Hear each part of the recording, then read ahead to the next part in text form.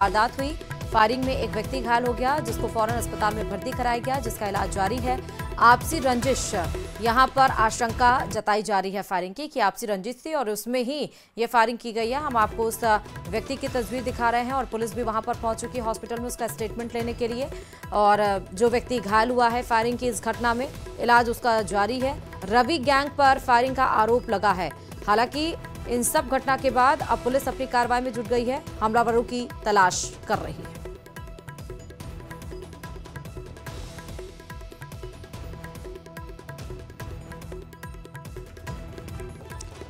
ज्यादा जानकारी के साथ संवाददाता चंद्रशेखर इस खबर पर ग्राउंड जीरो से जुड़ गए हैं। चंद्रशेखर, फायरिंग की घटना सामने आई है, क्या कुछ जानकारी इसको लेकर?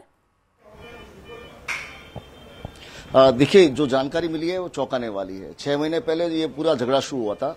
झगड़े की जो मूल जड़ ये थी कि कुछ युवक जो है स्मैक बेच रहे थे और एक बुजुर्ग व्यक्ति ने उनको टोका। जब टोका तो उसके साथ मारपीट की गई। उसके बाद मामला थाने तक पहुंचा और वहां पर जो है दोनों पक्षकारों में जो है बैठकर समझाइश हुई थी और जो राजीनामा हो गया था। लेकिन उसके बाद 6 महीने बाद इस तरह की घटना को अंजाम दिया गया। रवि और उसके साथियों ने जो है नाथुराम पर फायरिंग की और उसकी गाड़ी को पेट्रोल डालकर जलाने का प्रयास किया। गनीमत रही कि मौके पर कुछ लोग मौजूद थे, उन्होंने बीच बचाव किया, नहीं तो इसको जिंदा जला देते वो लोग। और आप देख सकते हैं जो नाथुराम है उसके जो जांग पर गोली लगी है, गोली उसकी जांग को चीरकर पार करते हुए निकल गई। जो नाथुराम है उससे बात करेंगे, उससे जानने का प्रयास करेंगे क्या मामला था, क्या हुआ और किस तरह से हुआ। 6 महीना पहले पापा जी रे पुलिया गेट उबा था, इसमें भेजता था तो क्या इधर क्या करो कि तेरी बाप की जगह है। तो पापा जी दो चार मारी तो भैया छोटा भैया आया, भैया आके क्या भाई एक दो भाई मारी। फिर थोड़ा मुकदमा आया तो फिर राजीव हो गया। और 6 महीना बाद में फिर भाई के ला नाटा मारने और दुकान वाला छोड़े एकदम। और पचे केसबाजी आज क्या हुआ? आज रात को 10 बजे रात को।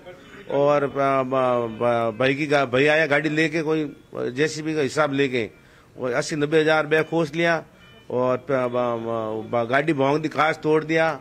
और रवि और राकेश और अन्य 4 लड़का था, 5-6 लड़का। और रात को 12-1 बजे तक फोन करता, बाहर आओ। मैं बाहर आया नहीं। सुबह 7 बजे सुबह के बाहर आओ, माँ का दूध पियो, बाहर आओ। तो मैंने सब किया, 2-4 अटक किया और मेरे से गोली मार दी सीधी पैर के अंदर। पेट्रोल किस पे डाला? पेट्रोल मेरे भाई के अंदर डाला, गाड़ी पे और कांच फोड़ दिया। हाँ पेट्रोल गाड़ी बाल ढुका। पुलिया मत 2 बोतल फेंकी पेट्रोल भर पड़ी हृदय ने और रोड में हाल जगह पड़ी है। और लकड़ियां लेके घूमे लेने घूमे। मुख्य दुश्मनी क्या है? मुख्य दुश्मनी ये पापा जी कह दी उसको कि ये क्या करा, इसमें पुड़िया बेचता था, 2 नंबर का धंधा करे, दारू इसमें बेचे और पिस्तौल आया 2 नंबर की।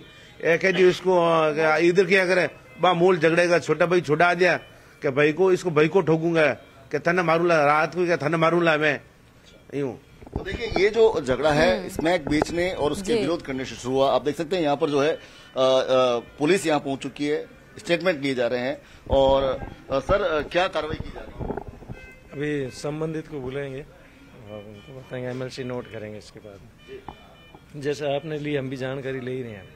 किस तरह से आगे कार्रवाई बढ़ाई जा रही है? वहाँ पे मौके पर कौन है, यहाँ पर क्या है? वहाँ संबंधित थाना मौके पे गया होगा और बाकी संबंधित थाना आएगा, इनका बयान कलमबंद करेंगे। जो आगे की कार्रवाई होगी वो संबंधित थाना करेगा।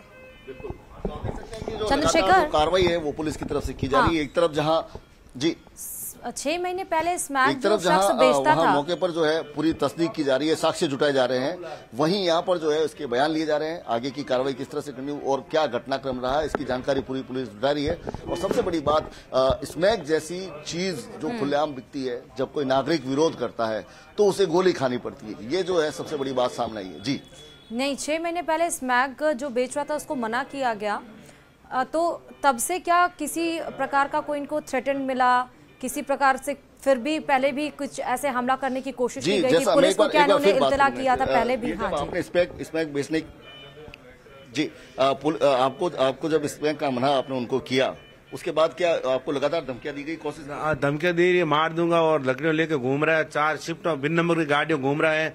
2-3 एफआईआर दर्ज दी तो पुलिस कोई कार्रवाई नहीं करी है। मेरे को मारने धमकी दे रहा है। कोई सुनी कार्रवाई नहीं है। देखिए, जैसा इन्होंने बताया कि जब स्मैक बेचने के लिए मना किया गया, उसके बाद लगातार जो झगड़े चलते रहे, लगातार 3-4 बार ये थाने पर गए। इनका कहना है कि कई बार जो है वो हाथ में लठ लेकर जो है इनको ढूंढता था। एक बार इसके भाई पर जो है हमला किया गया और अब रात को जो है गाड़ी जलाने का प्रयास किया गया। गाड़ी के अंदर इसका भाई सवार था और सुबह 7 बजे ललकार कर घर से बाहर निकाला गया और जो है जांग में गोली ठोकी गई। जी, तो पुलिस को इसके पहले भी सूचना दी गई थी या नहीं? क्या पुलिस की भी लापरवाही इसमें नजर आ रही है पिछले 6 महीने के अंदर? पुलिस ने इसको लेकर बिल्कुल पुलिस को सूचना दी गई थी और मामला सूचीबद्ध भी हुआ था और 107 की कार्रवाई यानी कि शांति भंग की धारा में दोनों आरोपियों को एक बार पकड़ा गया था, लेकिन बाद में दोनों पक्षकारों को जो है थाने में राजीनामा हुआ, लिखित में राजीनामा हुआ। तब ये माना गया था ये झगड़ा यहीं खत्म हो गया, लेकिन उसके बाद 2 महीने बाद फिर से वही जो है लगातार थ्रेट लगातार इनको दिया जा रहा था। इनकी माने तो इनके अनुसार जो है वो लठ लेकर इनके आजू बाजू घूमकर उनको जो है मारपीट का प्रयास कर रहा था और कल रात को जब इसका भाई जा रहा था तो उसकी गाड़ी पर पेट्रोल की बोतलें फेंकी गई, उसे जलाने का प्रयास किया गया, लेकिन वो किसी तरह बच गया। पीड़ित परिवारों के लिए 1 करोड़ मुआवजा, घायलों को 50 लाख, सरकारी नौकरी और 10-10 बीघा जमीन देने की मांग उठाई। बाद में 3 युवा मिनी सचिवालय परिसर में अनिश्चितकालीन आमरण अनशन पर बैठ गए।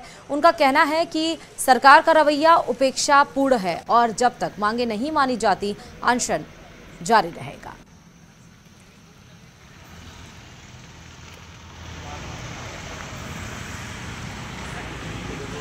ऐसा है कि पिपलोदी जो घटना हुई थी उसमें मृतक परिवार के जो बच्चे हैं उन परिवारों को किसी भी तरह सरकार ने ठीक तरीके से मुआवजा नहीं दिया है। जो भी उन्हें राशि दी है वो चिरंजीवी की दी है। और दूसरी बात, एक वर्ष में 12 रुपये की किस्त कटती है जिससे 2 लाख रुपए का दुर्घटना बीमा मिलता है मृतक को।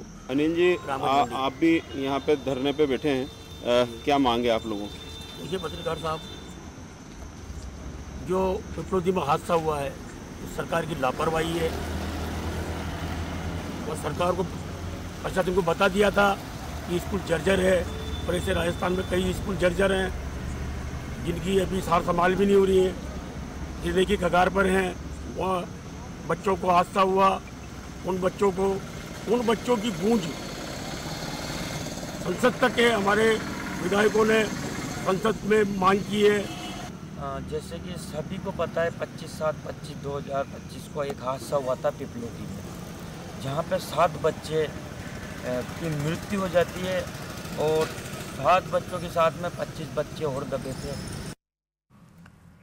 भिलवाड़ा जिले के मांडल थाना चलकर यहां पर खाक हो गया है। जो जीरा मसाला होता है उसके गोदाम में ये आग लग गई है।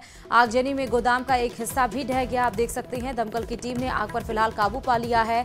आग से जीरा, पान और मेथी सब जलकर राख हो गई है। मौके पर लोगों की भारी भीड़ भी जमा हुई। कुचेरा के बरड़ाबाज की घटना बताई जा रही है।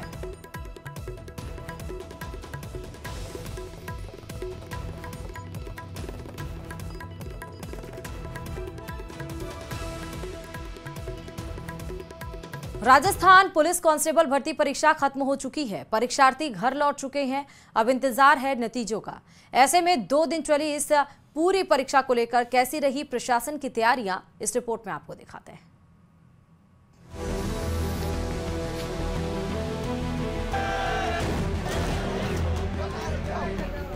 राजस्थान पुलिस कांस्टेबल भर्ती परीक्षा पूरी हो चुकी है। अभ्यर्थियों की परीक्षा का नतीजा तो बाद में आएगा, लेकिन प्रशासन व्यवस्थाओं वाली अपनी परीक्षा में चूकता नजर आया।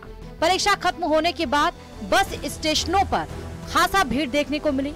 आलम ये रहा कि बस में जिसको जहां जगह मिली वो वहां बैठ गया। बस का दरवाजा कम पड़ा तो अभ्यर्थी खिड़की से अंदर जाते नजर आए। ये तस्वीरें प्रदेश भर के बस स्टैंड की हैं। जयपुर, टोंक, बूंदी, कोटा, भीलवाड़ा, श्रीगंगानगर और व्याबर ये वो इलाके हैं जहां अभ्यर्थियों का ऐसा हुजूम उमड़ा कि संभाले नहीं संभला। बहरहाल अभ्यर्थियों की किस्मत परीक्षा केंद्र में दर्ज हो गई है। पूरे प्रदेश भर के 500 से ज्यादा केंद्रों पर हुई इस परीक्षा में मेटल डिटेक्टर से लेकर 3 लेयर सिक्योरिटी तक सुरक्षा के कड़े और पुख्ता इंतजाम रहे। दरअसल राजस्थान में मैं खड़ा हूँ सिंधी कैंप बस अड्डे पर और ये कांस्टेबल भर्ती परीक्षा 2025 के अभ्यर्थी हैं जिनको अपने अपने गंतव्यों तक पहुंचना है। एग्जाम खत्म हो चुका है। 10,000 पदों पर करीब 5.25 लाख जो कैंडिडेट्स हैं उन्होंने ये परीक्षा दी है पूरे प्रदेश भर में, और जयपुर में भी जो है लाखों अभ्यर्थियों ने यहाँ जो है परीक्षा दी है 2 दिनों के बीच। और जो रोडवेज है, रोडवेज ने जो है यहाँ फ्री बसों का इंतज़ाम किया है। अगले 2 दिन और जो है फ्री बसें जो है यहाँ चलाई जाएंगी। आप देख सकते हैं कि किस तरह से जो है यहाँ कैंडिडेट जो है, इधर हम इनसे बात करेंगे। कुछ महिला कैंडिडेट भी हैं, इनसे बात करते हैं। आपको कहाँ जाना है? कहाँ जा रही हैं आप? मालपुरा एग्जाम दिया है आपने? व्यवस्था नहीं कर रखी, एक पिछले 2 घंटे से बसी नहीं लगी। मालपुरा 2 घंटे हो गए, एक भी बस नहीं आई। पुलिस कांस्टेबल के 10,000 पदों के लिए भर्ती परीक्षा हुई, जिसमें से 3,303 पद खास तौर से महिलाओं के लिए आरक्षित हैं। यानी कुल संख्या के 33% पद महिलाओं के लिए आरक्षित हैं। ये परीक्षा 13 और 14 सितंबर को 2 चरणों में हुई। 21 जिलों के 580 परीक्षा केंद्रों पर परीक्षा कराई गई। इसमें इंटेलिजेंस, RAC, MBC के कांस्टेबल, सामान्य और चालक पद के लिए लिखित परीक्षा हुई। इतने बड़े स्तर पर इतनी बड़ी परीक्षा कराने के लिए कई लेयर में सुरक्षा के इंतजाम कराए गए। इसमें नकल माफियाओं की रोकथाम भी प्राथमिकता रही। इसके लिए परीक्षा की पूरी लाइव फीड पुलिस मुख्यालय में देखी गई। हर केंद्र पर IT एक्सपर्ट तैनात किए गए। CCTV कैमरों से पैनी निगरानी रखी गई। परीक्षा केंद्रों पर जैमर लगाए गए। नकल रोकने के लिए AI का भी इस्तेमाल किया गया। इसके अलावा भी उम्मीदवारों के हाथों में बंधे धागे उतरवाए गए और फुल आस्तीन की शर्ट पहनकर आने वाले अभ्यर्थियों की आस्तीनें खुलवाई गई। कुछ ही आस्तीनें मौके पर ही कैंची से कुतर दी गईं, लेकिन प्रशासन के इन कदमों का असर भी दिखा, क्योंकि ये महज एक भर्ती परीक्षा नहीं थी, बल्कि युवाओं के भरोसे और प्रशासन की तैयारियों की परीक्षा थी। Bureau report, News 18 Rajasthan.